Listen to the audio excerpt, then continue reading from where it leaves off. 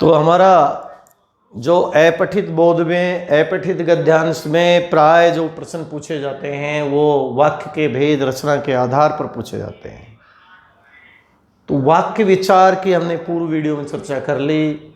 वाक्य भेद के 3 आधार थे, या वाक्य भेद के 3 आधार हैं, क्रिया के आधार पर, रचना के आधार पर, अर्थ के आधार पर। क्रिया के आधार पर वाक्य के 3 भेद हैं। पहला कृत्रियवाच्य, दूसरा क्रमवाच्य, तीसरा भाववाच्य। और अर्थ के आधार पर अर्थ के आधार पर वाक्य के 8 भेद हैं। और वो 8 भेद हमने पूर्व वीडियो में जाना।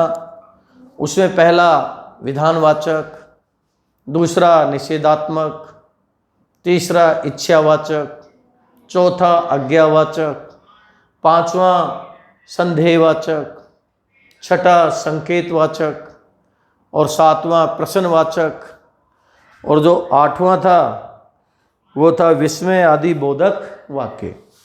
अब जो हम टॉपिक आज शुरू करेंगे वो है रचना के आधार पर वाक्य के भेद। रचना के आधार पर वाक्य के 3 भेद हैं। पहला है सरल या साधारण वाक्य। ये सरल या साधारण वाक्य क्या होता है? देखिए, परीक्षा में ऐसे ही कोई अपठित गद्यांश होता है, उस अपठित गद्यांश को हमें पढ़ना होता है और उसी में से कोई एक वाक्य उठाया और फिर पूछ लेता है कि प्रश्न कर देता है कि इस वाक्य को मिश्र वाक्य में बदलिए। इसका मतलब जो वाक्य उठाया गया वह तो या तो सरल वाक्य है या वो संयुक्त वाक्य है, और उसको किस में बदलवा दिया? उसने मिश्र वाक्य में बदलवा दिया। तो हमें जान लेना जरूरी है कि पहले हम उसको जानें कि वो सरल वाक्य है या वो संयुक्त वाक्य है। जब हम जान लेंगे तब हम उसको मिश्र वाक्य में बदल पाएंगे।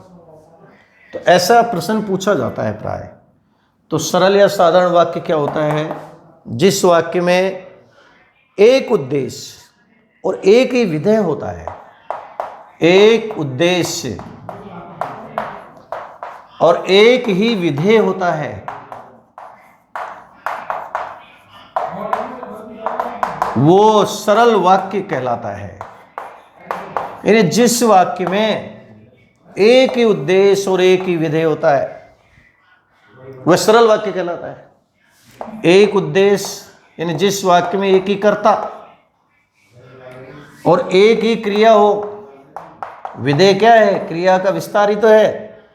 वही एक कर्ता प्लस एक क्रिया बराबर सरल वाक्य।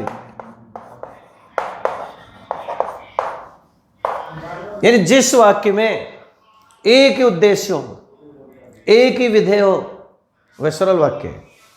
यानी या यूं कहे कि जिसमें एक कर्ता और एक क्रिया हो। उद्देश्य जिसके बारे में कुछ कहा जाता है वाक्य में, जिसके बारे में कुछ किया जाता है वो उद्देश्य, और जिसके बारे में कुछ कहा जाता है, जिसके लिए कुछ कहा जाता है तो उद्देश्य, सॉरी। और जिसके लिए जो कुछ कहा जाता है वो विधेय है। यानी क्रिया का विस्तार विधेय है और कर्ता का विस्तार उद्देश्य है।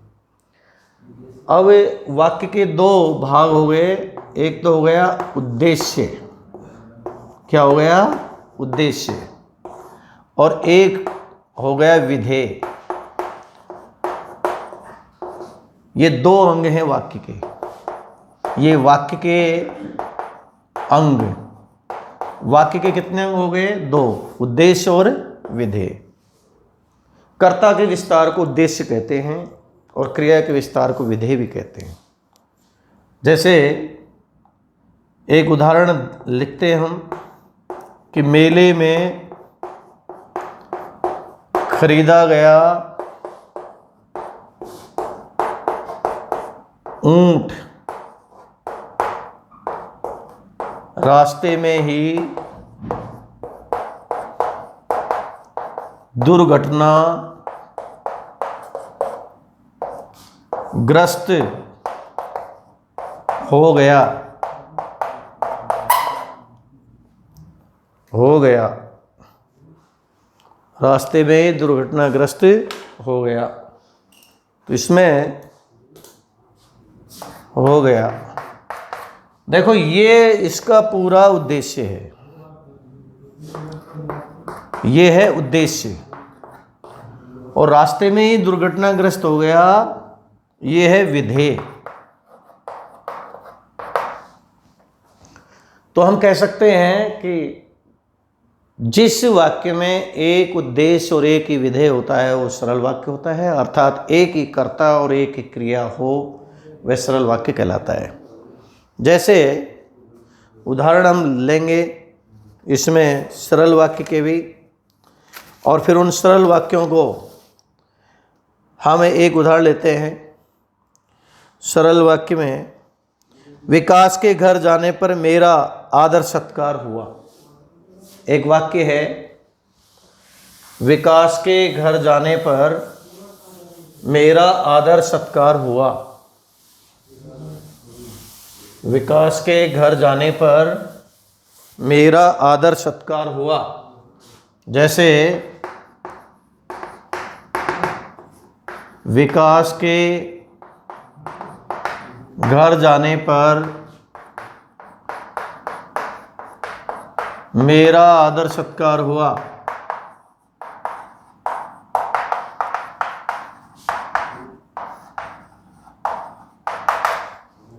विकास के घर जाने पर मेरा आदर सत्कार हुआ। तो ये एक तरह से कैसा वाक्य हो गया? ये संयुक्त वाक्य हो गया, सरल नहीं हुआ। यहाँ लिखें विकास के घर जाने पर मेरा आदर सत्कार हुआ, सरल वाक्य है।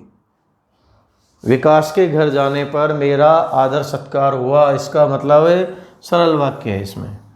इसमें एक ही उद्देश्य है और एक ही विधेय है।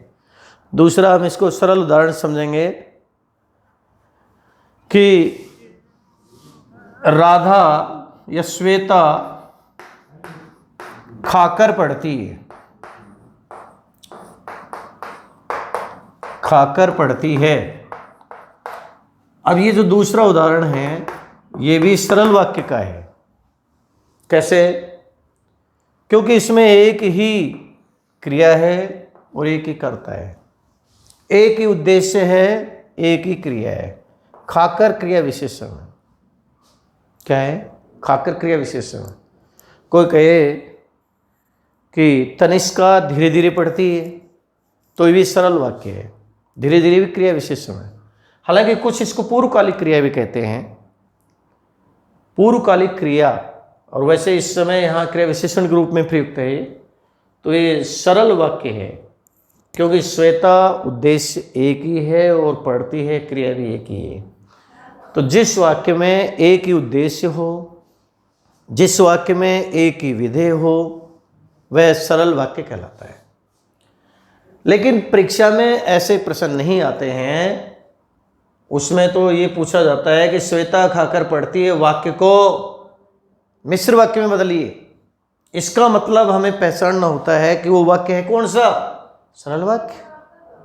अब इसको मिश्र में बदलना है। जब तक श्वेता खा नहीं लेती तब तक वह पढ़ती नहीं है, जो ही श्वेता खाती है त्यों ही पढ़ती है।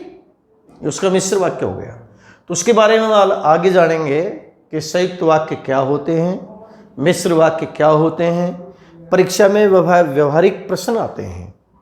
कोई भी अपठित गद्यांश देता है और अपठित गद्यांश दे करके उसमें से कोई भी वाक्य उठाकर और उसका रूपांतरण, उसका रचनांतरण। एक बहुत अच्छी बात है कि वाक्य का रूपांतरण रचना के आधार पर ही होता है, लेकिन उसके अर्थ में परिवर्तन नहीं होता। अर्थ ज्यों का त्यों रहता है। सरल वाक्य से संयुक्त वाक्य में बदलते समय उसके अर्थ को नहीं बदला जा सकता। अर्थ ज्यों का त्यों रहेगा, लेकिन उसकी जो रचना के आधार पर हम उस सरल वाक्य को संयुक्त वाक्य में बदल देंगे और संयुक्त वाक्य को मिश्र वाक्य में बदल देंगे, मिश्र वाक्य को सरल वाक्य में बदल देंगे। लेकिन जो ये रचनांतरण होता है, वाक्य का रूपांतरण होता है, वह केवल और केवल रचना के आधार पर होता है, लेकिन उसमें अर्थ में परिवर्तन नहीं होता। अर्थ जस का तस बना रहता है या अर्थ को ज्यों का त्यों हमें बनाए रखना पड़ता है, तभी वह रूपांतरण सही होता है। तो ओके स्टूडेंट, पहले सरल या साधारण वाक्य क्या है इसको हम अच्छी तरह जान लें कि जिस वाक्य में एक ही उद्देश्य होता है, जिस वाक्य में एक ही विधेय होता है, उसे ही हम क्या कहते हैं, सरल वाक्य कहते हैं। अब मान लीजिए ये एक सरल वाक्य है। संयुक्त वाक्य क्या होता है कि जिस वाक्य में दो या दो से अधिक स्वतंत्र उपवाक्य होते हैं, अर्थ की दृष्टि से वो स्वतंत्र होते हैं, लेकिन जो संयोजक या योजक चिन्हों से जुड़े रहते हैं, तथा, एवं, और, परंतु, किंतु आदि से वो संयुक्त होते हैं। अब इस सरल वाक्य को संयुक्त में बदलें तो श्वेता खाती है और पढ़ती है, ये कौन सा हो गया, संयुक्त वाक्य हो गया। अब इसी को हम बदलें मिश्र में कि जब तक श्वेता खाती नहीं है तब तक पढ़ती नहीं है, या जो ही श्वेता खा लेती है तो ही पढ़ लेती है। तो इस प्रकार से रूपांतरण करवाया जाता है। तो दूसरा जो हम वाक्य लेंगे वो लेंगे संयुक्त वाक्य। कौन सा लेंगे, संयुक्त वाक्य। संयुक्त वाक्य, संयुक्त वाक्य में हम लेंगे क्या कि संयुक्त वाक्य कहते किसे हैं। संयुक्त वाक्य में लिखिए, जिस वाक्य में दो या दो से अधिक साधारण, जिस वाक्य में दो या दो से अधिक साधारण प्रधान वाक्य हों, उपवाक्य हों, जो अर्थ की दृष्टि से स्वतंत्र हों और जो योजक चिन्हों द्वारा जुड़े हुए हों, उन्हें संयुक्त वाक्य कहते हैं। और ये योजक चिन्ह है तथा, एवं, या, अथवा, और, परंतु, लेकिन, किंतु आदि। तथा, एवं, या, अथवा, किंतु, परंतु, लेकिन, बल्कि आदि, ये योजक चिन्ह होते हैं। जैसे एक प्रश्न बन जाए कि भरत आया किंतु भूपेंद्र चला गया। एक अजय कि विजय आया किंतु रवीश चला गया।